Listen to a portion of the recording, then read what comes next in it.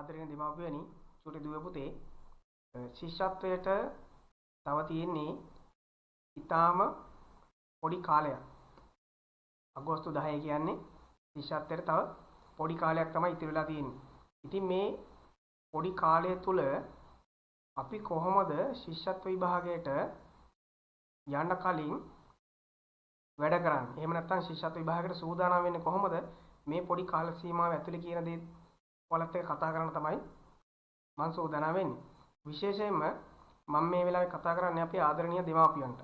දෙමාපිය තමයි මේ වෙලාවේදී මේ කියන කරුණු කාරණා ටික හොඳට ඔළුවට දාගෙන මේ විදිහට අපේ චූටි දුවල පුතාලව මේ ශිෂ්‍යත්ව විභාගය දක්වා යොමු කරන්න ඕන.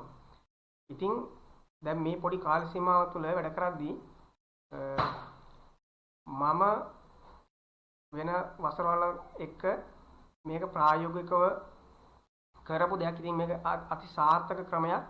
ඒ නිසා ඔයාලත් මේ පොඩි කාල සීමාව තුර තමන්ගේ දුව දරුවන්ට මේ කියන ක්‍රමයට වැඩ කරලා බලන්න.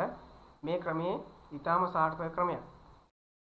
පළවෙනියටම අපි උදේම මේ අපේ දරුවෝම පොඩක් පාන්දර ඇහැරවන්න ඕනේ. ඇහැරවලා පළවෙනි පත්‍රයක් එක පත්‍රයක් මෙයාලට ලියන්න දෙන්න. එක පත්‍රයක් ලියන්න දෙන්න. ලියන දුන්නාට පස්සේ එයාලා පාසල් යනවා. ඔයාලා ඒකේ පිළිතුරු පත්‍ර ඇගීම් කටයුතු කරන්න ආදරණීය දෙමාපිය විදියට. මොකද මේ පොඩි කාල සීමාවක් කැපකිරීමක් කරන්න පුළුවන් වුණාට. එයා ඉස්කෝලේ ගිහිල්ලා ඉස්කෝලේ තියෙන පන්ති වල සම්බන්ධ වෙලා ගෙදර ආවට පස්සේ එයාට ඒ ලකුණු ලබා දෙන්න. එයාව අගයන්න, ඇගී කිරීමක් කරන්න, කිසි වෙලාවක වෙන දේවල් කරන්න යන්න එපා. එයාව දිරිමත් කරන්න, අගය කරන්න ලබාගත් ලකුණු ප්‍රමාණය පිළිබඳව. ගෙදර ආවට පස්සේ එයාට ඒකට අදාළ දෙක පත්‍රය ලියන්න දෙන්න. දෙක පත්‍රය ලිව්වට පස්සේ ඒක දරුවත් එක්ක එකතු වෙලා උත්තර පත්‍ර පරීක්ෂා කරලා දරුවත් එක්ක එකතු වෙලා සාකච්ඡා කරන්න. මොනවද දරුවට වැරදිලා තියෙන්නේ? මොනවද අමතක වෙලා තියෙන්නේ? දරුවත් එක්ක කතා කරන්න. සුහදශීලීව කතා කරන්න, හරි මිත්‍රශීලීව කතා කරන්න, ආදරණීයව කතා කරන්න අපේ දරුවන්ට. මොකද්ද මේ වැරදිලා තියෙන්නේ? මොනවද අමතක වෙලා තියෙන්නේ කියලා. එතකොට එයාලා හරි ආදරණීයව කියනවා මට මේක අමතක වුණා, මට මේක වැරදිලා තියෙනවා නේද කියලා. එයාලගේ මේවට උත්තර ගන්න එයාලට ඒ දේවල් මතක් කරලා දෙන්න. ඒ අමතක වෙච්ච බලමු අපි පරිසරයට මොකක් හරි අමතක වුණා කියන්නකො.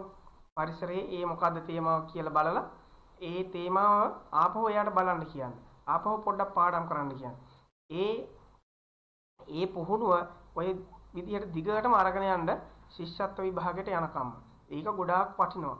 ඊට පස්සේ මේ දරුවත් එක්ක කතා කරද්දී ඔයාලට තේරෙනවා දරුවට මොනවද අමාරු පාඩම් ටික, මොනවද දරුවට නොතේරෙන පාඩම් ටික, මොනවද දරුවට අමතක වෙන පාඩම් ටික කියලා ඔයාලට තේරෙනවා දරුවත් එක්ක මේ දේවල් කතා කරද්දී.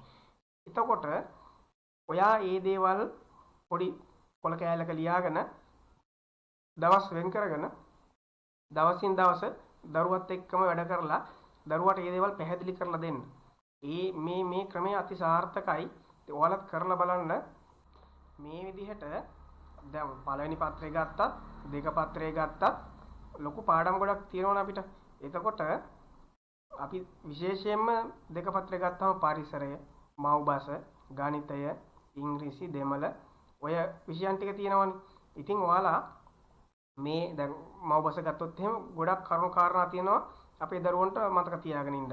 සමාන පද, විරුද්ධ පද, ප්‍රස්තාව පිරුළු මේ දේවල් නැවත නැවත එයාලගෙන් අහන්න. නැවත නැවත එයාලට මතක් කරගන්න අවස්ථාවක් දෙන්න. මේ පොඩි කාලයක් තියෙන. ඉතින් මේ පොඩි කාලය ඇතුළත ලොකු වැඩක් කරගන්න පුළුවන් අපිට. මෙයාලව මේ විශේෂ ශිෂ්ටය ඇතුලේ එයාලව තියාගන්න. එතකොට එයාලට මේ දේවල් අමතක වෙන්නේ නැහැ. ඔයාලා මොකක් හරි ඇහුවත් අහන්න පුතේ අරක මොකද්ද මේ ඔයාලා නිකන් කතා කරද්දී අහන්න. ඒ වගේ මෙයාව ඒ විෂය ඇතුලේ තියාගන්න උත්සාහ කරන්න. පොඩි කාලයක් තියෙන හින්දා මේක මහා ලොකු දෙයක් නෙමෙයි. එතකොට මෙයාට මේ අමතක වෙන්න තියෙන සම්භාවිතාවය බොහෝ දුරට අඩුයි. එතකොට පළවෙනි පත්‍රය ගත්තාම ඒකේ තියෙන ගැටලු ගොඩක් තියෙන ගැටලු. එතකොට මෙයාට සමහරක් ගැටලු දැන් උදේ කරලා යන පේපර් එක බලපුවාම ඔයාට දැන් පේපර් එක බලපුවාම තේරෙනවා දෙමාපියන්ට මෙයාට මේ ගණන් ගැටලු ටික අමාරු. මේ ගැටලු ලේසි. අන්න එහෙම ඔයාට ඒක තේරෙනවා දවස් දෙකක් කරගෙන යද්දි. එතකොට ඔයා අර දරුවගේ එකම පැටර්න් එකේ යන ගණිත ගැටලු වර්ධිනවා නම් ඒ පැත්තට දරුවෝ ටිකක් යොමු කරන්න. ඒ පාඩම් ටික හරියට ආපහු කියලා දෙන්න. ඒ ගැටලු ටිකක් දරුවට දෙන්න නිතර නිතර හදන්න. ඔයා තීරුම් කරලා දෙන්න. කොහොමද මේවා හදන්නේ? මේ ඒ ගැටලු ටිකේ ඒ මොකද්ද දරුවට තියෙන ප්‍රශ්නේ? කොතනද තේරෙන්නේ නැත්තේ කියලා අහලා හරි ආදරණීය මේ දේවල් කරන්න අහලා කරලා ඒ ගැටලු ටික දරුවට නිමීට निराකරණය කරලා දෙන්න. මොකක් හරි පොඩි එයා උතන පොඩි මොකක් හරි තැනක් පටලවාගෙන නැත්තේ. එයාට තේරෙන්නේ නැති චූටි දෙයක්. ඉතින් ඒ තේරෙන්නේ නැති දේ හරියට තේරුම් කරලා දෙන්න. එතකොට එයා ඒක වැඩි ලස්සනට ගානට කරගෙන යනවා. මේ විදිහට කරගෙන ගියාට පස්සේ දැන් උදේට එක පත්‍රය ලියනවා, හවස අපි ඉතින් දෙක පත්‍රය ලියනවා. ඊට පස්සේ ඒ අමතකර පාඩම් අපි නැවත නැවත මතක් කරගන්නවා. අපිට වර්ධන ගන්න ගැටලු නැවත නැවත හදනවා. මෙහෙම කරගෙන ගියපම මේ පොඩි කාලයක් වුණාට මේක ලොකු දෙයක්. අපි විවාහකට යනකොට විශාල පේපර් ප්‍රමාණයකට අපි පිළිතුරු ලියලා දරුවත් එක්ක අපි ඒවා සාකච්ඡා කරලා දරුවට නොතර කියා දීලා ලොකු දැනුමක් දරුවට ලබා දීලා ඉවරයි.